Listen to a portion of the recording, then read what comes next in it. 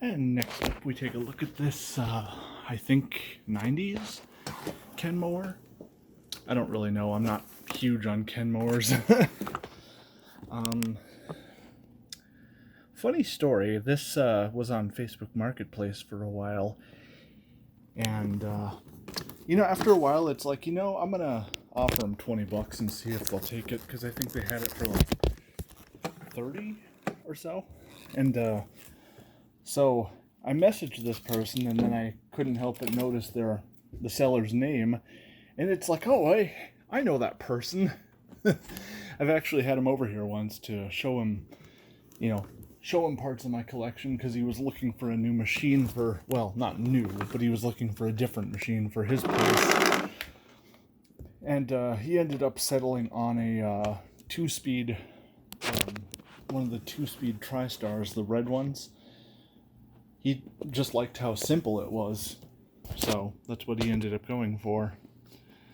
But yeah, it's actually in really nice condition, except for the power head.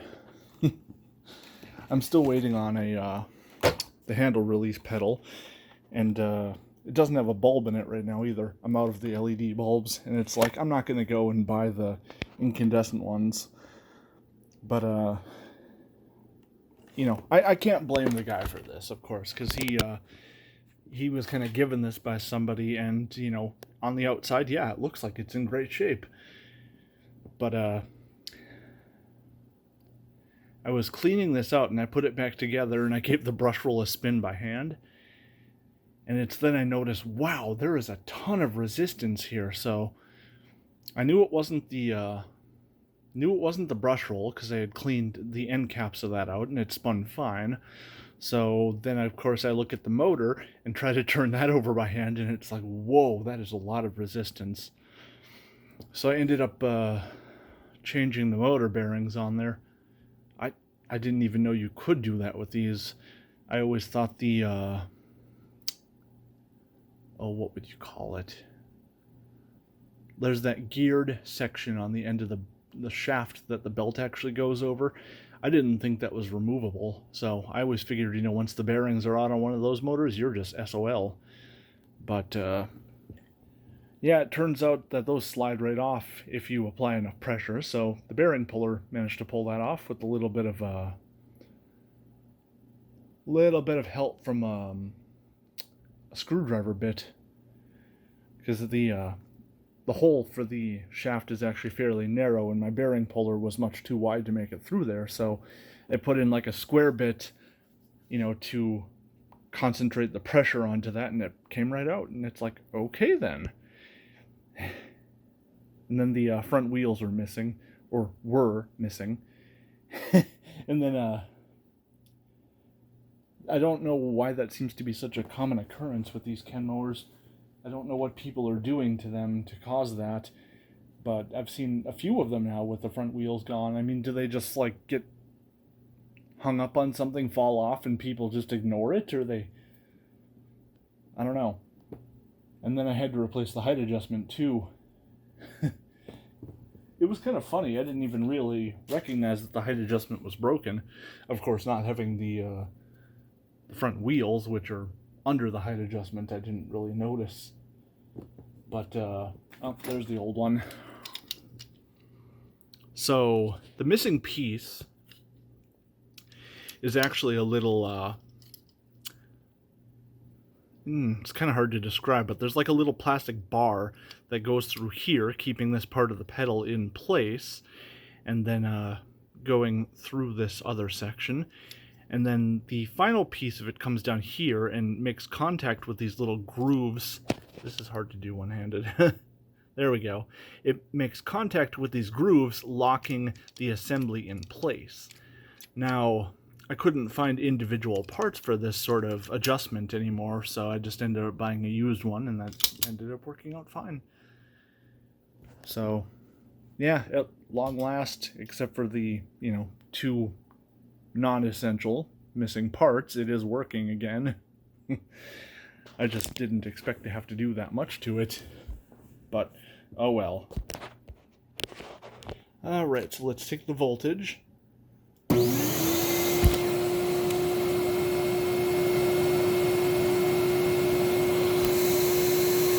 Then we'll turn the power nozzle on.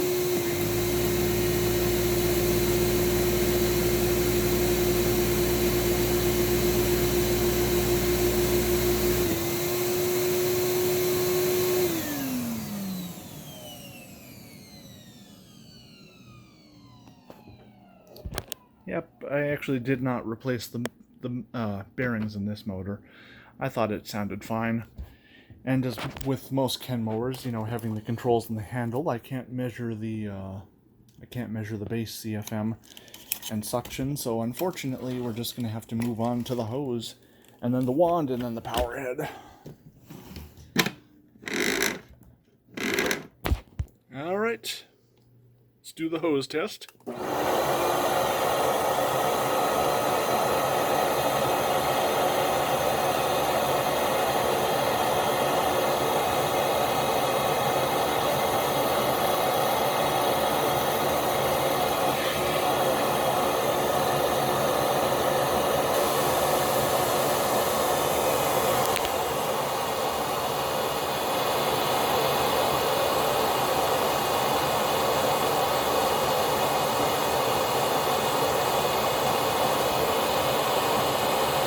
And the suction.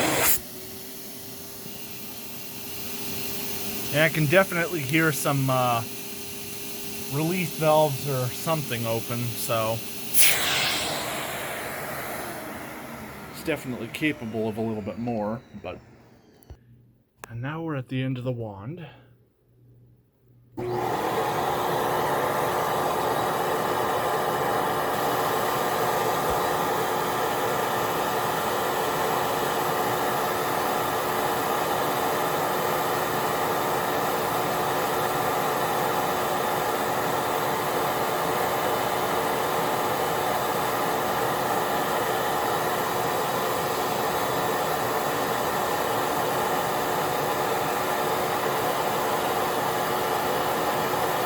We went up a little bit.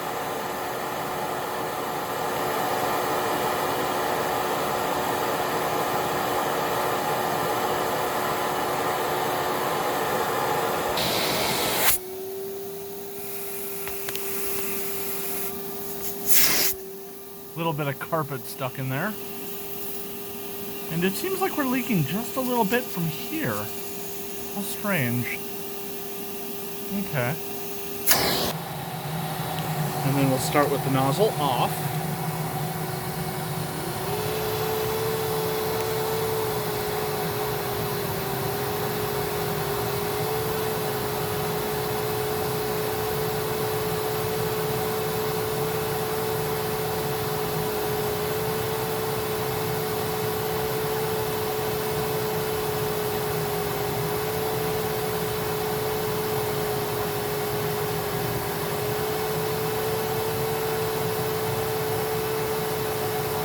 Went up a little bit more.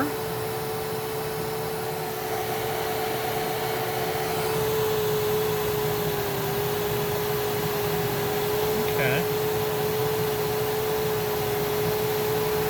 We seem to be holding steady. So I think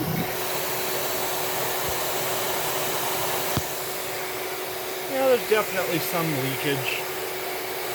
Although I can't tell from where. So now let's turn on the brush.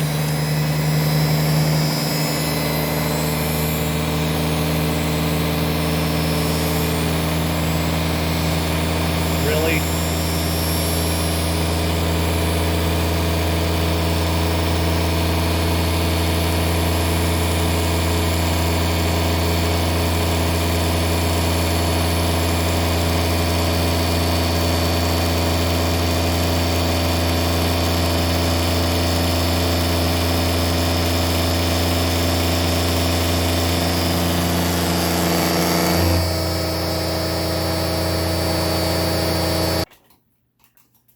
So get it on medium. I think that'll be a decent height for this. Let's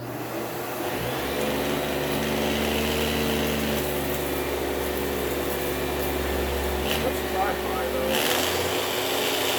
Too high.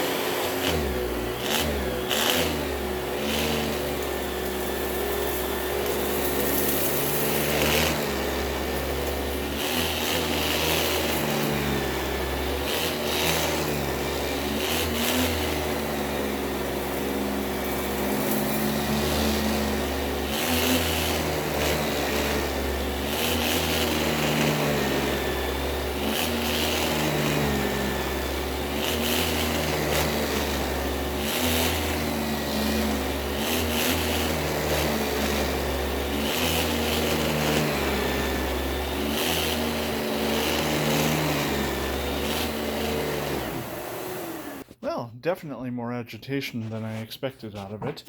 But it does have, that 3-row, 2-brush single beater bar setup, which I don't know if that's better or worse than the chevron styles that came later. Probably not quite as good as a chevron, at least in terms of pickup. But, these 3-row ones seem to produce good agitation pretty consistently. So, yeah, it's not a bad machine. Certainly not a bad machine, but I don't know. Like I said, Kenmores have just never really interested me all that much.